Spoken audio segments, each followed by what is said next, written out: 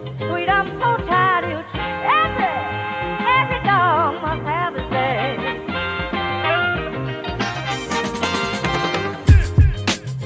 Hey everyone, Dang here with episode 3 of our Burnout series featuring Ras Contractor from High Level Think. So far, we've explored the science of burnout and practical tools for individual wellness. But here's the thing. Individual wellness alone doesn't solve organizational burnout. Today, we're zooming out to look at the bigger picture. How do we build teams and cultures that are genuinely resilient? Ras brings fascinating insights from his work, transforming toxic cultures into thriving environments.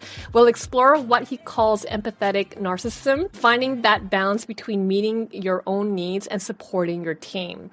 And we'll dig into why some teams dominate while others struggle, even when they're doing the same work. If you ever wondered why good people sometimes create dysfunctional teams, this episode is for you. Hi, Ras. How's it going? It's going good. Thank you for having me. Looking forward to this episode 3 of going to be 5. And let's dive in. I'm excited. Awesome. So now the first thing we're going to talk about is a transition from individual to team wellness. And my first question for you is, why does individual wellness alone not solve organizational burnout? So technically, if we were going to go just to the individual, the leader of an organization or leadership within an organization, that could solve the entire situation. If the leadership was wellness focused and then also attaching it into business outcomes and leadership development and systems and processes, you're going to solve burnout. Is that always the case? Not always. The companies that do thrive. So let's actually think about it this way. Individuals make up teams, make up departments, make up full organizations, business units, conglomerates. So if we just deal with like the individual and wellness, then sure. But what if the company's not running efficiently? What if there are systems and processes that are creating problems and more work or less work, or people aren't being held accountable? So realistically, the way to solve burnout at an organizational level, and going back to our previous episodes, chronic stress being the root cause of what's leading to burnout. Chronic stress is something that's stuck. Something is stuck in the organization. Like you said, could be systems, processes, onboarding, exit interviews, information transfer, technology, people, the way the teams are organized. So we have to do the deep dive to understand the lay of the land. Otherwise, we might be solving problems that don't actually exist or problems that are not the root cause. And lastly, think about mind and body. If the mind is okay, but the body is suffering, then there's something that's going to be dysfunctional. And if the body is okay, but the mind is still in turmoil, then that's going to trickle up, down, and sideways. So we have to try to get as close to the root cause as possible and then continue to dig. And that's how you solve burnout. That's how you actually develop and train resilience. Now, this organizational organism concept really resonates with me. I've seen this play out firsthand working in luxury retail like Chanel, Burberry, Prada, Moncler, where you have this complex ecosystem from head office to sales floor. What's fascinating and honestly heartbreaking is watching how toxic people spread through the organization like a virus. When I first started at Chanel, there were genuinely good people creating positive environments. But over the years, I've watched this slow transformation happen. It was like watching domino fall, toxic leadership burn out their team, and then those stressed out people interact poorly with their customers and other departments. The organism was sick, basically.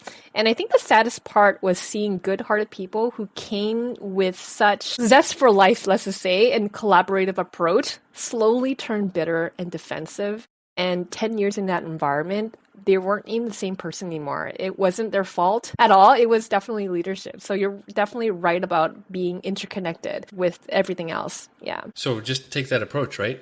We are shaped by our surroundings. And so we're the average of the 5 people we spend the most time with. We're influenced internally, externally by the surroundings. We influence, the people we are around, or we accept the influences of the people that are around us. This is at a psychological level, at a physical level, at a neuroscientific, at a biomechanical level. If we don't recognize that, then you're just putting yourself at the mercy of the situations around you. And so it doesn't mean you have to leave, but you definitely have to turn inward and become more self-aware and understand what's changing about you and make sure you dive deep into your values, the things that make you happy, the things that give you energy. Make sure that you become a little selfish, and then do the self-care, because that's how you will thrive in the long run. And every organization has the same recipe for success, right? Like great leadership that is building a great culture. Without that, That's really interesting. You validated a lot of things that I've always thought about. So thank you for that, one. And the second thing is like, what makes a team dominant, like in your terminology? So I like to use sports as an analogy here because I've played sports my whole life. I love the concept behind competition. I'm very competitive, and it just kind of relays nicely because the outcomes are quicker than, say, like a quarterly report. Sometimes, I mean, depending if you're talking about full championship level. But let's dive in. Put it this way. A dominant team will outperform a less dominant team over the course of time. So a great team plays against an average team 10 times, like 9 times they're going to win. One time something weird might happen. The team wakes up on the wrong side of the bed. So the definition of dominant, could we say it's powerful, influential? But let's kind of come back to that in a sec. So basically, if you want to be competitive, right, you want to have the best team. Now, what is the best team? I kind of like the Patrick Lencioni ideal team player model as a simple way to put this across. You want a team full of people that are humble, hungry, and smart. EQ being the smart side. Hungry being like ready to work, and humble, like I'm not full of myself. I question myself. I'm curious. I want to learn, and I'm not going to just assume I'm correct. Like a group of those people are going to have amazing outcomes together. I love this concept of dominance being about influence and power in a positive way. Let me paint another picture for our listeners who might not connect with sports analogies. So think about your favorite restaurant, right? The one where you never have a bad experience. The host remembers your name, the servers work seamlessly together, the kitchen runs like clockwork, and even the busboys seem happy to be there. That's a dominant team in action. They're not aggressive, they're not cutthroat, they're just so good at working together that they make excellence look effortlessly. Compare that to a restaurant where the host seems stressed, servers are not clearly communicating, orders getting mixed up, and you can feel the tension between the front and back of house. Same industry, same basic tasks, but completely different outcomes. So that's something that you're talking about, right? Is that what you mean? Yeah, absolutely. Absolutely. Another reference I'll use is From Good to Great by Jim Collins. So they actually compared a couple companies in a lot of different industries, and we're trying to figure out like why some companies do really well and some companies kind of do well and then fall off. And this is going to be fun for your listeners to dig into. One of the key differentials in the companies that had sustaining success was what he called a level 5 leader, which was typically a more introverted style leader. So an extroverted leader, by sheer force of personality, is likely to keep the company going in a good direction while they're around, but they're not necessarily building systems and processes to outlast themselves, versus an introverted leader or a more introverted leader is more likely to take their time before they speak, not step in every time, and let people kind of grow up around them and underneath them. And then we may get into this later, but ambiversion is, I think, something that if you don't know about, you need to understand. Because life isn't binary, right? There is a scale to things. So you could be very extroverted, you could be very introverted. And right down the center, it's something called ambiversion, which is you scale both ways. When I figured out I was an ambivert, it solved a lot of confusion for me. So the next thing I want to talk about is identifying toxic patterns, basically. So recognizing dysfunction in teams. So what are the biggest red flags in team dynamics? Great question. I'm going to share probably a little too much on this topic, but the thing is, I'm pretty good at spotting these situations, and it's mostly just because I recognize a lot of toxic traits in myself that I've been working on my whole life. So I'm 44. When I look back, I'm like, whoa, yeah, you were difficult to be around at times. And, just recognize it, try to figure it out. And so, in that, I go into a team or a company and I'm like, I can feel this situation. You feel like I used to think the world was. And so I kind of have that good litmus test for things. Now, given that, what 2 traits I'm going to look for if I'm trying to spot the situation? So we can boil it down to self-awareness and curiosity. If those are high, you're probably a pretty awesome teammate. If those are low, you're probably frustrating a lot of people around you. I agree with that 100%. Because then it's almost like the difference between fixed mindset and growth mindset, basically, That's a great right? way to put it. Carol Dweck's book is fantastic. And then the I other side of love it her. is, it's so good. The other side of it is that like toxic people tend to rule through sort of sheer force of power, fear, guilt tripping. Like they're going to push the boundaries of what we would consider healthy communication style. Just enough to push you back, but not quite enough to make it seem like they did anything. And the most toxic people are very, very good at making it seem like you're a little bit off in this interaction. I so then how do you identify toxic leaders without witch hunting? Can I dive into witch hunting for a moment? So witches back in the day were like just herbalists, people who were just trying to heal, and they believed in something different from what was the norm. And society likes to create these demons in time, and witches, unfortunately, and then suddenly it just becomes a way to control people because if you don't fall in line with the way the village is doing, you're a witch, and you're going to get captured. So just that's a dark part of history, but it's kind of throughout history. You could see the witch hunting all over the place. So now, here's what I've noticed is that actually through the process of the discovery, and the secret sauce being my interactions with people, they tend to show themselves. So you don't really have to go on the witch hunt. You say enough things, you do enough things, you ask enough questions, you just listen and pay attention, and anybody can do this. You just have to listen and pay attention. If you know, you know. And most likely everybody knows. They just are scared to say it, or they're kind of been pushed into a corner, or leadership is just not doing anything about it. So, I did mention, like, I recognize these qualities in myself. Like, hard to be with when I look back at my life. And, honestly, sometimes even recently, like I think you're just on a journey in life. But here's the thing.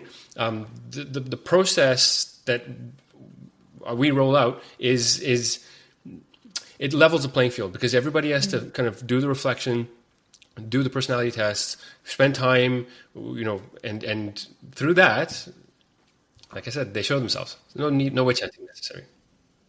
I think you're absolutely right about the term witch hunting, first off. I honestly don't even think about the actual historical context when I used it. So thank you for pointing that out. It's like a perfect example of how phrases become so common that we forget their origin. So you're right. Those were healers and wise women who were prosecuted. And here I am casually using that term. I appreciate you calling that out.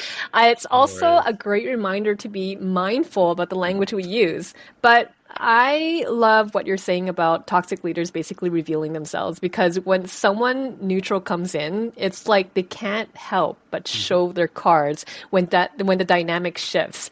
And what you said about recognizing those qualities because you've worked on them in yourself is such a powerful self-awareness. Now, I'm curious about this leveling of the playing field that you mentioned. When everyone goes through the same process, the self-audit, the strength test, the one-on-ones, does it create this moment where people finally feel safe to acknowledge what everyone's been thinking, but no one's been saying? It's like the elephant in the room becomes suddenly visible. It's surprising how much people are interested in sharing. You know what I mean? Because if you give them a platform and you listen, they want to tell you about what's going on. And I think, if you kind of come across someone who maybe doesn't want to talk right away, like they might just need some time. But ultimately people do, they want to share, and it's, you're not necessarily getting people to kind of out the other person. It's actually almost the interactions that you see yourself, in the process, because you'll notice the person who talks a bit more over people and kind of forces their way on a situation. Or they're very cozy with some, and then they're kind of not almost standoffish with others. So it's kind of just understanding, like, a healthy dynamic is everybody's interacts comfortably, and you look out for the person who maybe doesn't say as much. And if you're one of the bigger personalities in the room, like you should be facilitating the rest of the room, right? It's like just the leader. being the natural biggest personality, possibly the person that writes everybody's checks, needs to be the biggest facilitator in the situation. And that's, again, when you talk about doing team building and strategy, assessments, you want a third party to then allow that leader to take part of the process. And we kind of talked about this before. That levels the playing field, because now everybody's in it together to grow, and nobody's bigger or better than the other. I love that. And so can you share a story about transforming a toxic culture? I'm so curious. Okay, so I'm definitely not going to share times, places, etc. But just picture this scenario. I was recruited to do a culture transformation because there were some issues going on. Just to say, usually HR is inundated by the time they call me. So what do? I do my deep dive. I start talking to people. I ask how things are going. I gauge the lay of the land. I just, you got to talk to everybody. And then from there, you start to have some senses. And my fun story was,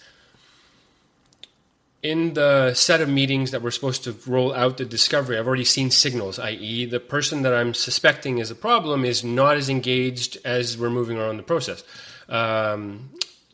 They are almost like standoffish to the process, but they're a high-level person, so they should be bought in because, hey, this is the initiative from the company. You should be the one like holding the flag. So that's red flag. And so we come down to these final meetings to kind of talk through the details and what we want to see moving forward. And they basically just started to go at the one of the persons that they were bullying in front of us. And so that person got really, frustrated and left. And I asked the question, hey, why did you start talking like that to them? Oh. And just kind of, they shut down and just stormed out of the room. And that's actually a common occurrence when you confront the situation gently. I've had people sort of look at me in shock and sort of start almost tearing up, and they'll just run out of the room. And it's shocking to see that in an adult. But that reminds me that nobody gets up. Nobody's born a toxic human. That happens over time because of the way that they grow up. Could be parenting, could be school, could be just a difficult life. And that's the thing that actually creates the toxic human, is they're stunted. So emotionally, and when you study this, you understand that window, sort of 0 to 3, is difficult, is hard. You have to be careful in that window for a child, but actually up to about 10. So if difficult things happen kind of in that window, the emotional growth starts to stunt, and you could have an adult running around with an 8-year-old's mind. And now you imagine that, someone who has power with the mind of an 8-year-old. That's not always good. Mel Robbins, she talked about that. She talked to a psychologist about why some people don't have that emotional regulation. And he said, well, if you're always pissed off at people like that, it's probably best to always picture people as an 8-year-old, because that's when tantrums and all that stuff. And now when I see someone acts like that, I just picture an 8-year-old and I can only feel compassion with that. But what I find fascinating is that you're describing a pattern that I think so many of us have witnessed. That person who's charming up and then toxic down, right? They manage up beautifully, so leadership thinks they're amazing, but everyone below them is always walking on eggshells. Like I've seen this a lot. Exactly the scenario. Yeah, and so the dynamic you mentioned, being cozy with one person and bullying another, then switching it up, that is such a classic manipulation tactic. It keeps everyone off balance and isolated from each other. And I've seen this happen in the luxury industry. I watched this play out firsthand in colleagues and managers, and it was so destructive. And the team trust was honestly gone. Out of all of my professional life, I've seen people leave because of their manager or leadership, not because of the work itself. It's heartbreaking because good talent walks out the door while toxic people stay. Absolutely. And I'm seeing this in real time through my network. I'm seeing this for 12 years in my work. I saw this, in my manufacturing career. I saw this in around the night scenes in schools. Like, It's just everywhere where the person, and we talked about this a little bit just before, they'll do just enough to make it seem like you're the problem, and then they get away with it. And because it's the visibility of things, and we just don't want to. Often, we're not willing to challenge the person that might get the better of us, and so we'll let them do the thing that they are doing that's so bad for everybody else. And like you said, the good people leave, and that's why. If you run a team, if you run a business, if you have a family, if you have people around you that are important to you, understand what that culture is and why it's so great for you, and fight to protect it. If something is coming in that is toxic, or something that is coming in that is trying to decompose your culture, make it sick, fight it, because it will always overpower the waiting. I feel like that every leader should always fight for their team, and it just breaks my heart when I don't see that happening. I worked on a really fun project early in my consulting career, and I had 4 owners who were very much a part of their business. Like, they were the gateway to information. They were producers in the business, and I had the opportunity to work with one of them, and I said, look, you are doing too much. Like, your team is only your assistants. That doesn't make any sense. So she trusted me to rejig her workflow. And, within months we had project managers where we had, assistants. So she was like, wow, thanks. And so talking to one of the other owners, and he's like, hey, can you do this for me? And I'm like, yeah, sure. So we did that. And then, just kind of cycle my way through all 4, and basically just took them out of the business. They could then sort of come and go as they please, and we had, leaders developing rapidly because the opportunity was there. They had strong players, they just were not ready to hand off, and some of the strong players needed a little bit of a handhold through this very tricky spot that you've been trying to do for a long time, but it seems like you can't get over this. So I personally helped them get over the hump.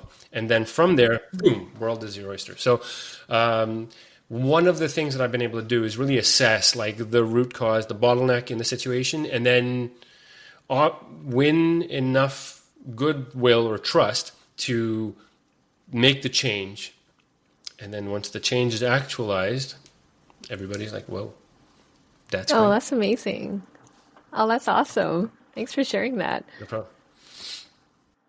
Okay, so with that, let's talk about the empathetic narcissism balance, like understanding individual needs within team context. So the question I have for you is, what does empathetic narcissism mean in practice? Right, so it's 2 seemingly like polar opposite terms, and then I've slapped them together. So, some of your community is going to go, what the fuck is he talking about?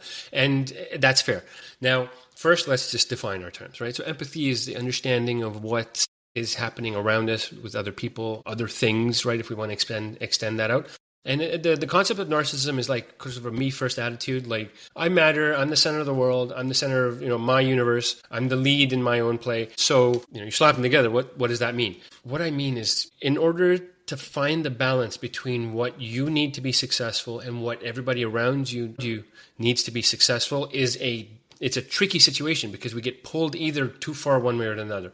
You are too empathetic, or you let the empathy kind of overpower your own emotional fortitude and you become sympathetic, and you basically almost turn into a people pleaser. Maybe you do become a people pleaser. And just FYI, I struggled with people pleasing because I was just way too concerned with what other people wanted of me. And it led me down a dark path, and I had to realize, like, whoa, I really got to be aware of what benefits me in the long run. And I have to be aware of my own requirements in a situation, and not just defer to like, oh, we'll just make a joke out of this, or yeah, for sure, I can help you out with this thing. Now, on the flip side, when you go through some stuff, especially early on in your life, like, you can end up becoming a little bit self-centered. And it'll just be a self-protection mechanism, right? So, I've done it both. I'm a very narcissistic human, and then also like very much a people pleaser. And it just depends on the situation, because you're just trying to survive and you don't really have that internal compass, and specifically fortitude to sort of stay centered under pressure of another energy that might be pushing you one way or another. Most likely, people are more narcissistic with the people they're comfortable with, and people pleasing with the people that they want something from, or like don't really feel safe being themselves. And so It's exactly the opposite. Like, actually, you need to be more empathetic to the people that love you, that are close to you, that trust you, that you trust. And then with people who are, I don't really know what you want from me yet, and I'm not really sure how this is going to go. Like, you probably need to be a little bit more saving. We call it self-absorbed. It's okay. So when you slap it together, let's look at it from a team perspective, from a company perspective. If I know what I need to be successful in my role as a human being, personally, professionally, and I'm very locked into my values, and everybody else is the same. So together we come and we say, okay, look, I need this, I need this, I need this, and I need this. And we all say that, then it's all in the front. And if there's something that someone can't hit, then we talk about it. Okay, this can't be done. What's a workaround? And so we may get into this later, but there's a wonderful Ford turnaround story where, the company was just kind of hiding the stuff that was going wrong, and the company was failing.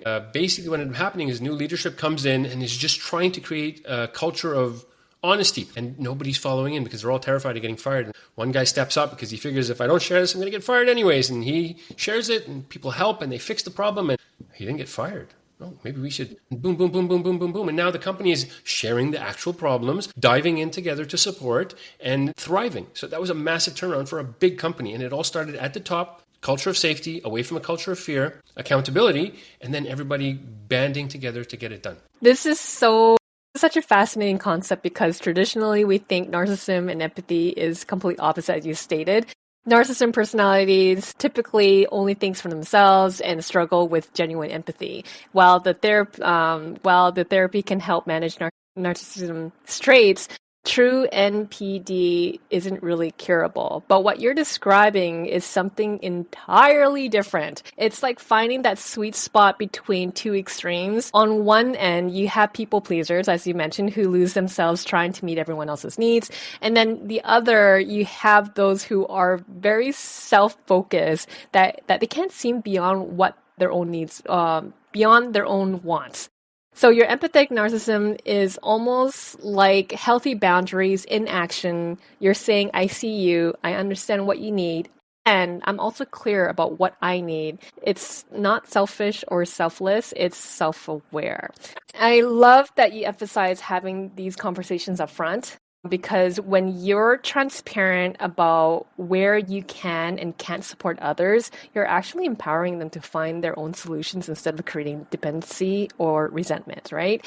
If it reminds me of the airplane oxygen mask analogy. You have to secure your own before helping others. But in this case, you're doing both at the same time, just with clear communication about your capacity. Is that what allows teams to actually thrive when everyone else is practicing this balance? Absolutely. So we're not in a near-death situation, and which is why we don't have to first take care of ourselves as a priority. But that being said, when it is, then you must. So if someone's close to burning out, then it's very important that they go and take care of themselves and put everybody else's wants and requirements aside. Now, here's the thing. If we factor in what is needed from us, what we need from everything around us, and we're clear, then we almost reduce the potential resentment to zero, and there's a clear mind, and we can all move forward because everything is upfront. So the key being that communication will save us all. So how do high performers balance personal ambition with team success then? Here's the thing. It's all about the optics, the metrics, and the indicators that we're using, right? So if we all recognize that long term, we need to be balancing. So if the high performer or the leader or anybody on the team is leading by example, i.e. perform, recover, perform, recover, perform, recover, that's actually long-term high performance. So if you do consider yourself a high performer, then you want the entire team to do better. Because actually a high performer in a team is going to boost that team's productivity by maybe 80 to 100%.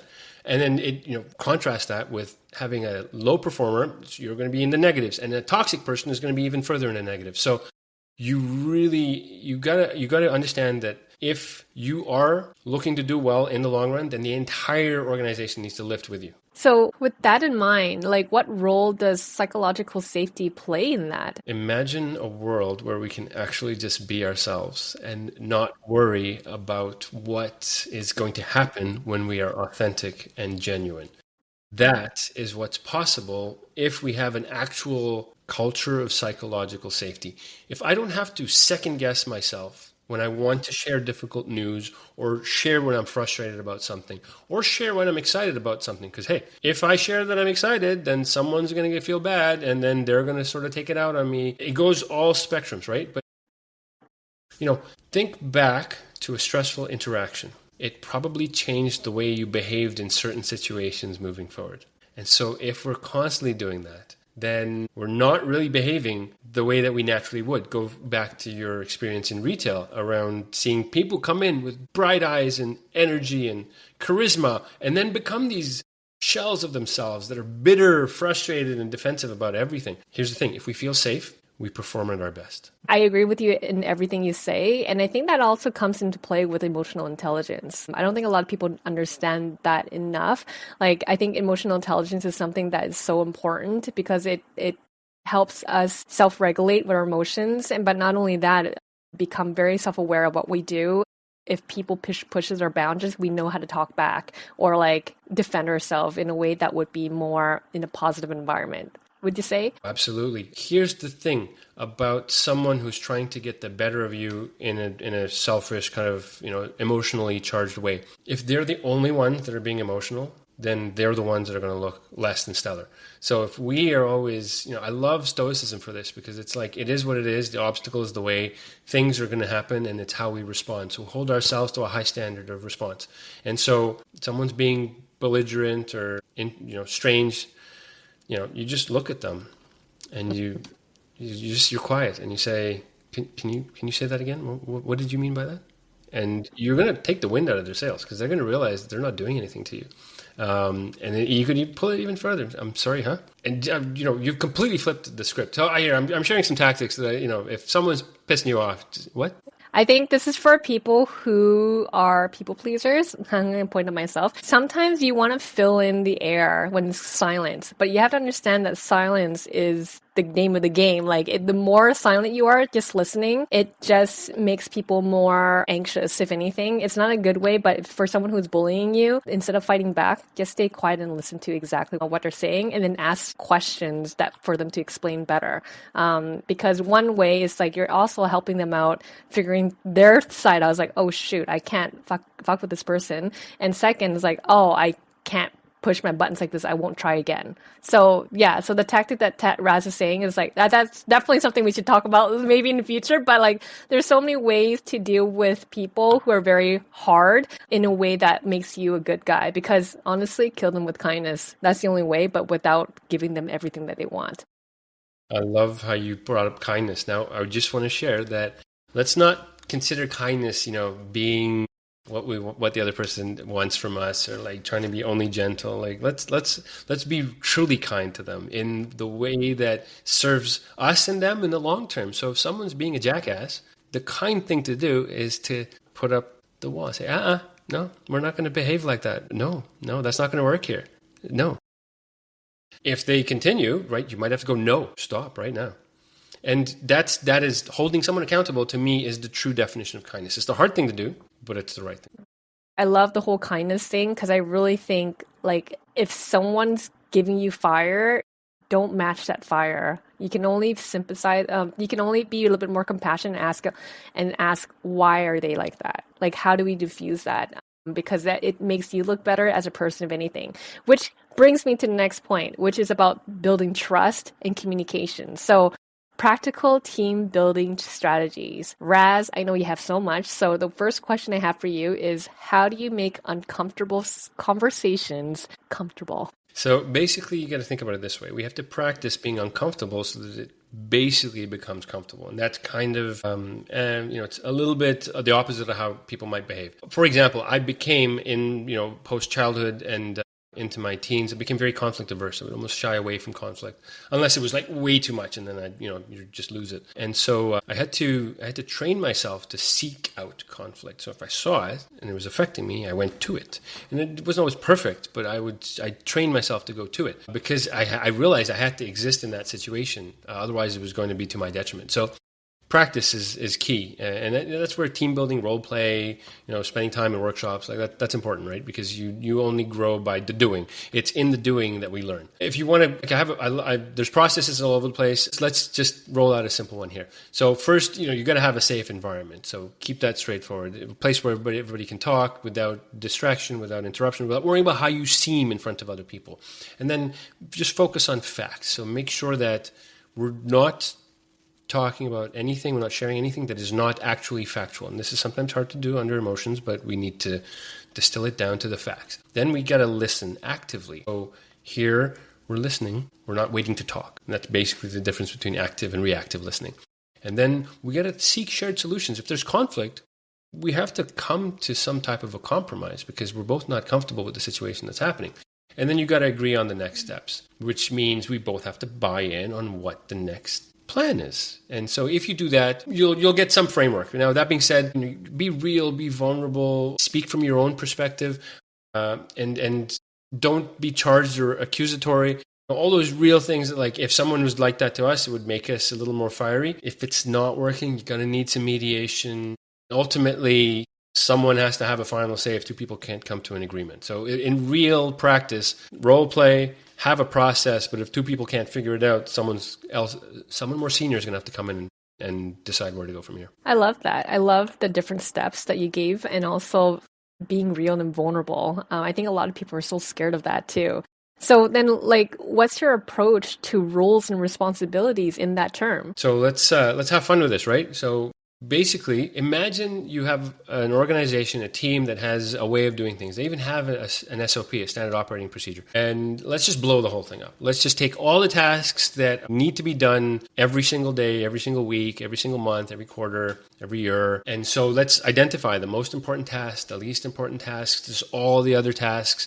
Now, we got to reassess who is the right person to be doing this. And then or who really enjoys doing this. So your first round could be just everybody take the task that they like. If two people like the same task, sure, you both keep it for now and we'll figure out what to do next.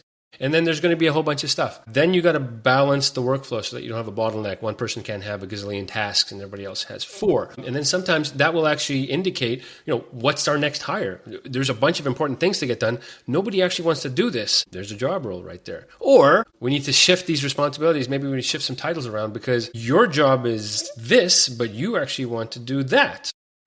Okay, sounds good. We need to have people doing the things that they're good at, that they're motivated to do, and that they enjoy doing. And that's how we enjoy coming to work. I love that. And so then my next question is, how do you achieve 100% employee engagement increases? The simple answer to this is that once you give people an opportunity to share, then you take action, they feel heard. And once they're heard, they're excited to be part of the process. So imagine having the discovery meetings and then taking a bunch of suggestions and then actually just not doing anything. They're going to say, I just wasted a half hour or an hour of my time. And they're not going to be happy about that. But if you share the update, hey guys, this is what you guys told me is a problem. This is what we're going to do about it. This is how we're going to fix it. And here's our project plan. Boom.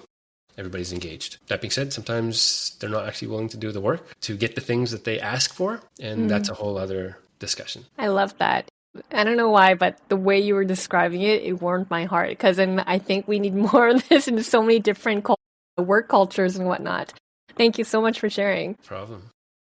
Gosh, so far our talk has been so good, but all good things has to come to an end. Now, I just want to kind of talk about the quick team health check for listeners. So what questions should team leaders ask themselves? Let's just go with the trust piece. So does my team trust me? Do they believe what I'm saying? Do they feel safe around me? Do they know I have their best interests? Do they have my best interests?